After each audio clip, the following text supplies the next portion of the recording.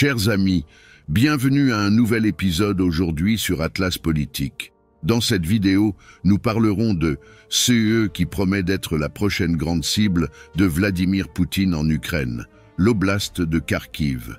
Et si vous n'êtes pas encore abonné à la chaîne, abonnez-vous dès maintenant et activez la cloche de notification pour ne manquer aucune nouveauté.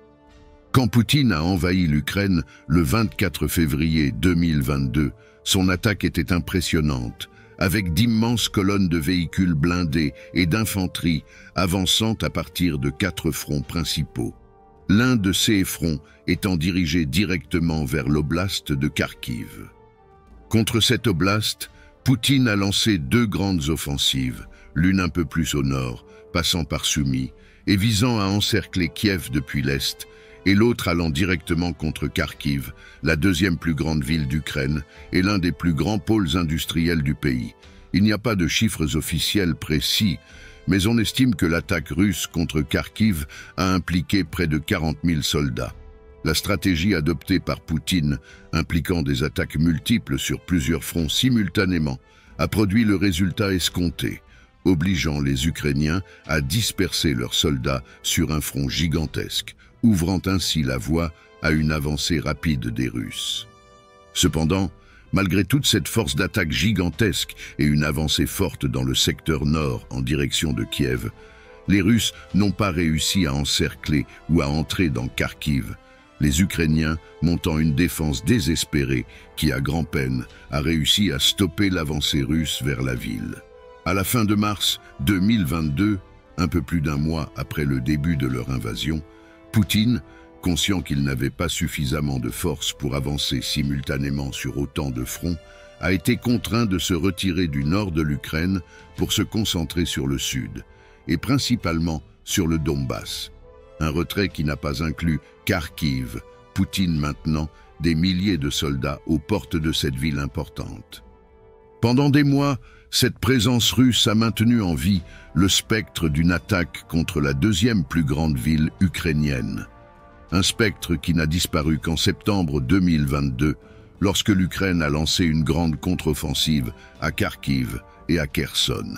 Rien qu'à Kharkiv, les Ukrainiens ont libéré plus de 12 000 km², repoussant les forces russes de la ville et les poussant vers Lugansk. Cette contre-offensive a également abouti à la libération des villes importantes d'Izium et de Liman en seulement 3 semaines.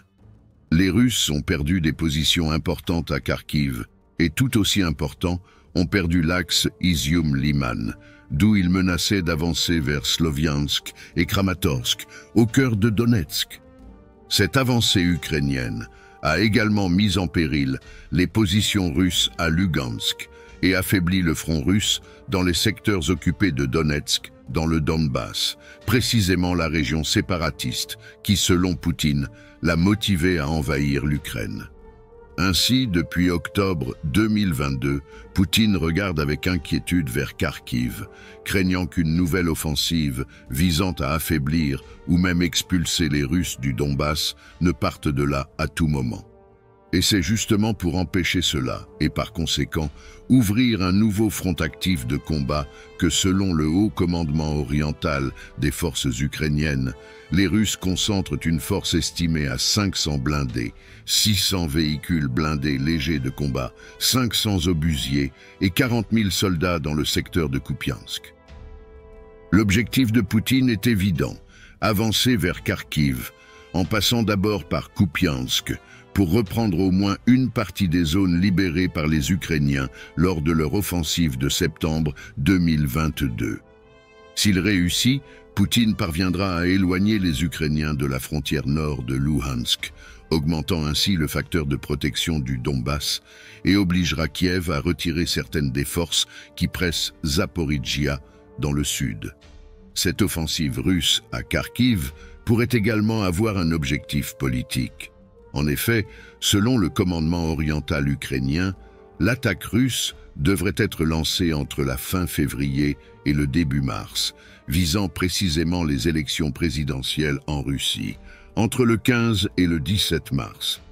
Bien que Poutine soit le seul candidat ayant de réelles chances de l'emporter, Après que tous ses concurrents de poids ont été arrêtés ou interdits de se présenter, Poutine doit montrer de toute urgence à la société russe des gains réels en Ukraine pour maintenir un soutien interne élevé à sa guerre. Et ainsi, en choisissant d'attaquer l'oblast de Kharkiv, probablement vu par lui comme le secteur ukrainien le plus fragile en ce moment, il espère obtenir au moins quelques victoires qui serviront à couronner sa perpétuation au pouvoir à Moscou. Cette offensive russe prend les Ukrainiens à un moment extrêmement délicat, avec le Congrès et le Sénat des États-Unis se disputant depuis des mois pour la libération d'un fonds d'aide d'urgence de 60 milliards de dollars pour l'Ukraine. Sans cette aide, l'Ukraine ne peut pas se procurer d'armes et surtout de munitions. Ce dimanche, le 4 février, le Sénat des États-Unis a enfin approuvé un projet de loi pour libérer ces fonds. Cependant, ce projet sera encore voté au Congrès le 7, et rien ne garantit qu'il sera approuvé.